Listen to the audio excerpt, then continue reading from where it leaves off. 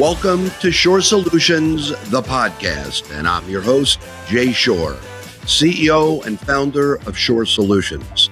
We are a team of national and award-winning practice management consultants with experience running a multi-million-dollar cosmetic dermatology and plastic surgery practice.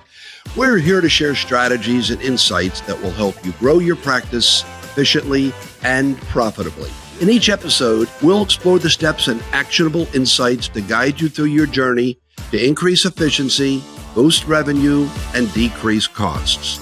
Tune in and discover how to improve your patient experience and take your aesthetic practice to the next level.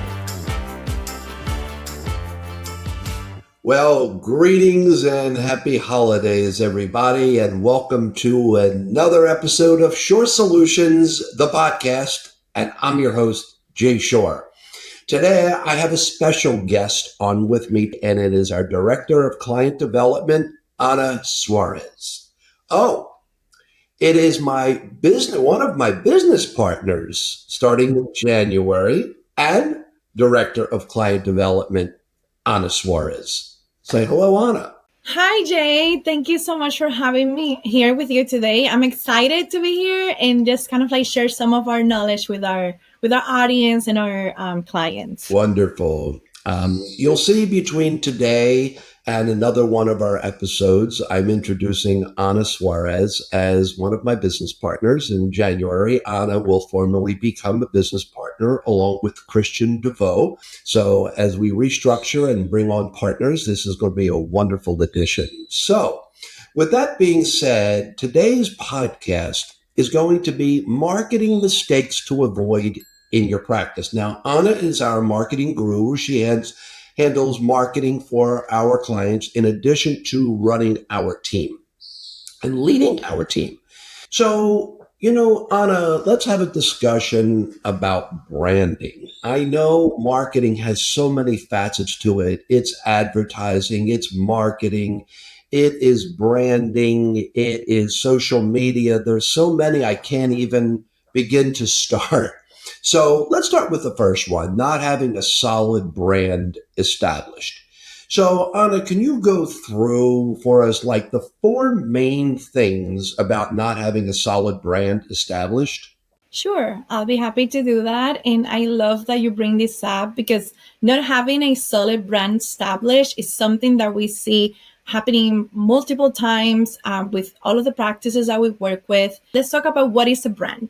The brand is the identity and story of a company that makes it stand out from competitors that sell similar products and services. So when we're talking about branding and establishing your brand, we need to make sure that there's a specific identity to your practice, your medical practice.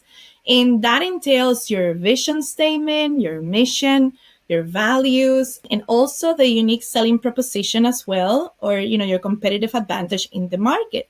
So how are you differentiating yourself from the rest of the other practices? Many of our practices, they think that branding is only logos, fonts, colors, but that's not the reality. The reality that there's so many other elements that go into branding, and we want to make sure that we take some time to take a look at our branding, see if we actually have a mission statement, where, we're kind of communicating what are we envisioning for our business, how are we serving our patients, and how are we different from the other competitors. That's definitely key. We work with many practices when we sit down with them and we say, what are your values? What do you stand for? And they're like, well, I'm not really sure. That creates a lot of problems because if you don't have a well-defined brand identity, if you don't know what your business stands for, who's your specific target market, and how are you different than the rest of the competition, then you cannot come up with very effective marketing campaigns and marketing strategies. Anna, what do you think is the number one problem in not having a solid brand established?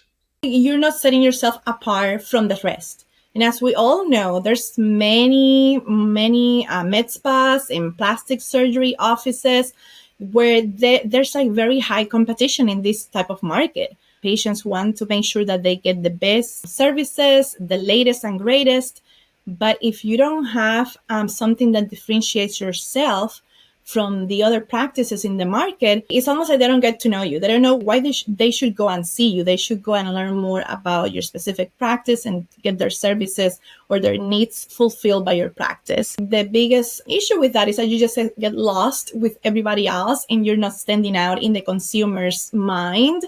And so whenever I'm ready to get my Botox or whenever I'm ready to get some lasers, when I think about where could I go, then your practice doesn't really come up because you don't really have a specific market placement within the consumer's mind. Okay, so when we talk about that, how about if we talk about not having a strategy and analyzing results? Because, we deal with a lot of clients, they think they have a strategy. So they go and they hire somebody and they do social media, SEO, PPC, whatever that might be. They have that strategy and then they have no idea of the results. So let's talk about creating that marketing plan and defining the key to it and then the metrics. Let's talk about that for a second. Yes, and that we could basically have like a whole podcast about the marketing plan and tracking results. This is a big one. And that's why I wanted to make sure that we talked about it today. Basically, because many of our clients and just like practices in general, it's kind of like what you said. They think that just having a social media campaign or doing an e-newsletter, that is marketing. When in reality, marketing is like a lot of different activities and tactics, efforts put together after you consider, your branding, your target market, and pretty much like who's your ideal patient. So with that said, we need to make sure that there's a holistic marketing plan in place. And basically what a marketing plan is pretty much a structured roadmap for a medical practice to achieve its marketing goals by defining the target audience, outlining the strategies, basically what you're doing to get your results, allocating the budget, and setting measurable objectives. So it's basically a roadmap. It's a plan about who are we targeting, how are we getting to our objectives, how much money we're investing, and then kind of like taking a look at the results, at the key performance indicators, and kind of like seeing if it works or if it doesn't work. The other day, I was talking to one of our clients, and she told me that they had done a paid ad campaign, and I think they received like about 50 new leads, which it was pretty nice, and they're tracking all of this information. But then I asked her, so out of those 50 leads, how many of them actually converted? How many of them actually came in for a consultation or like an appointment? And she just couldn't tell me. And I was like, well, we need to be tracking that as well, because it's a process. It's not just like one little step, one little campaign. It's an entire process. And that's why you need to have like a holistic, comprehensive marketing plan in place so that we can follow from the ideas that we come up with to like the tactics or the marketing efforts that we decide to do to the results that we get from those efforts. And if they're not working, then we need to go back and we need to make adjustments and see what works and how we can improve those results. So let's talk about analyzing. What should you look for when we analyze them? I mean, we look for how much we spend. Is that good enough? Or is it good enough? How many leads have we received? Is that good enough? What is the best metric? Because, in our marketing, when we hire a website company or social media company, all that we can ask them to do is really bring us the lead. It's up to us after that.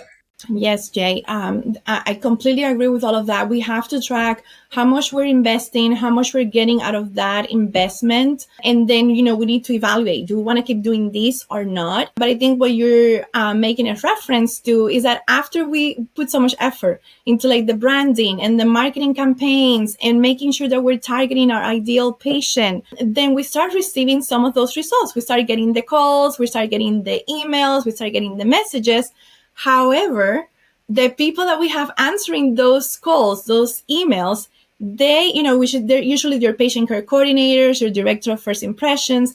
They don't usually have the proper training, the proper customer service and sales type of phone skills training to take care of those leads, to nurture the leads, to develop the relationship and eventually convert them into a patient at the practice, because that's the goal. The goal is to like show them everything that we have to offer for them, how we can solve their problems or concerns, and how they should be becoming our patients right now. So that goes back to the training. And I usually call it like wasting your marketing dollars, right? Like just throwing them away because, we've put all of this effort into the campaigns, working with our marketing agencies, our marketing employees. But then when we get the calls, we don't have the proper training for our patient care coordinators and our directors of first impressions. So that's something that is another huge mistake when it comes to the marketing.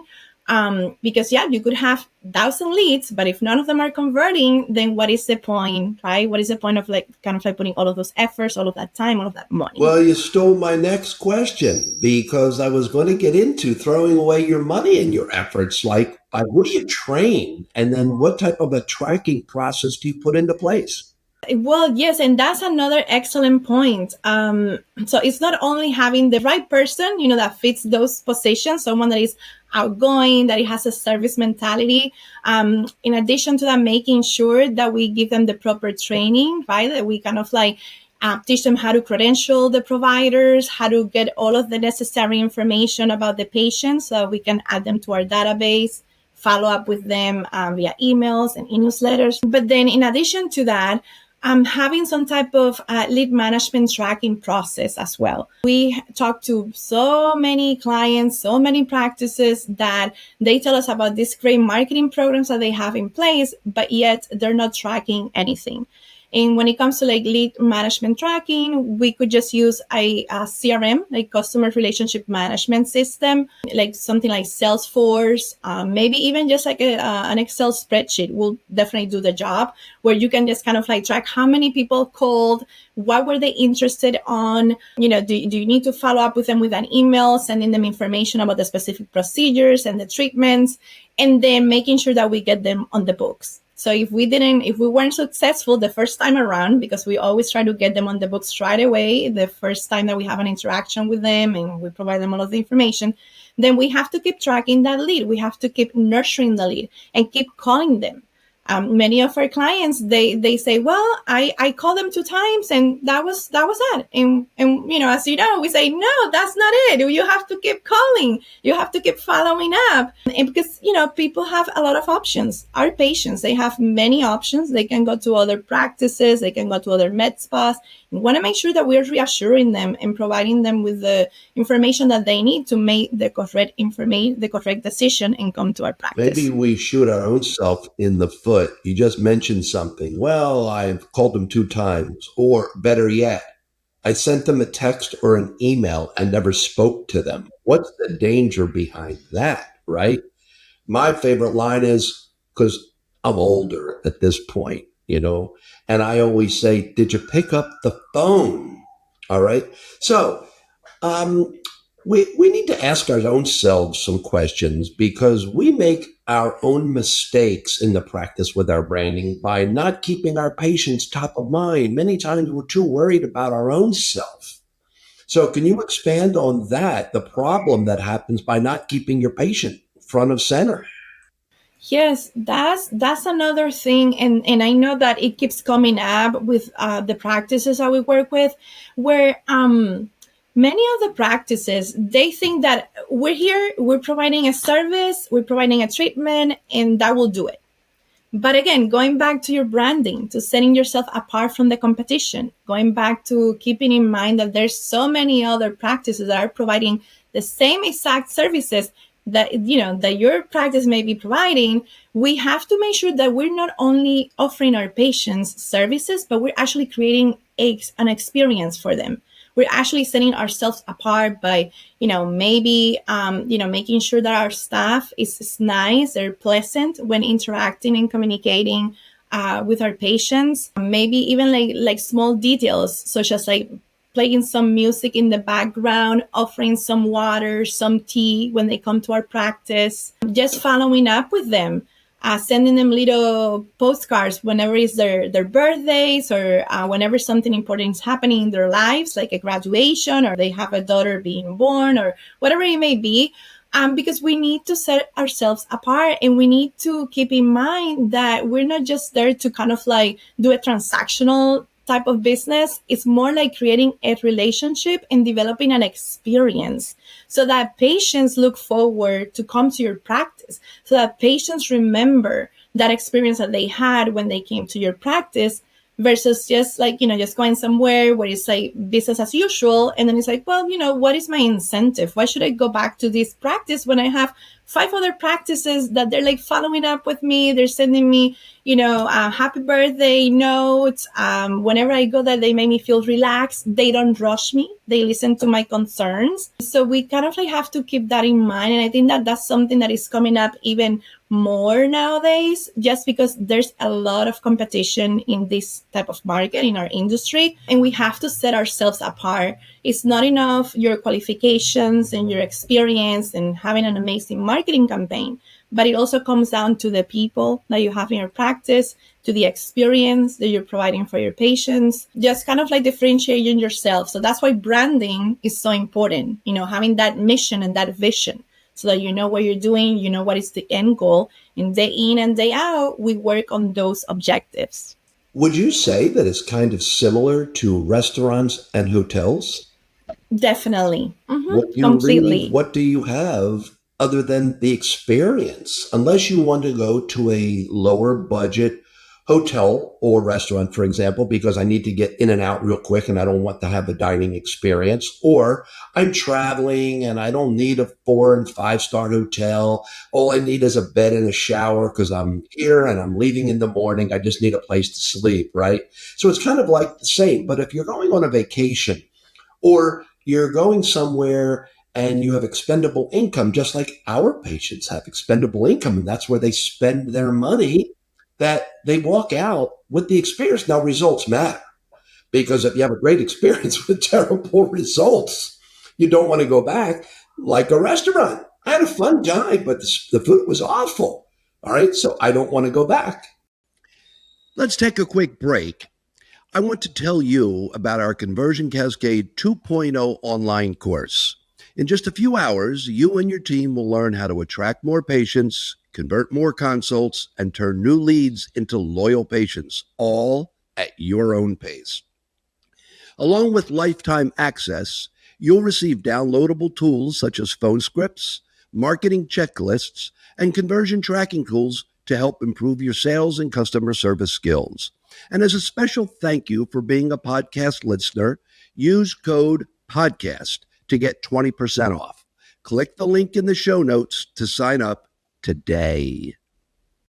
All right, so with that in mind, let's talk about memberships. When I formerly had my practice, we had a club that you could join, but we didn't have formal memberships. This is many, many years ago. And think about the benefit of recurring revenue that memberships provide, allowing us the opportunity to upsell.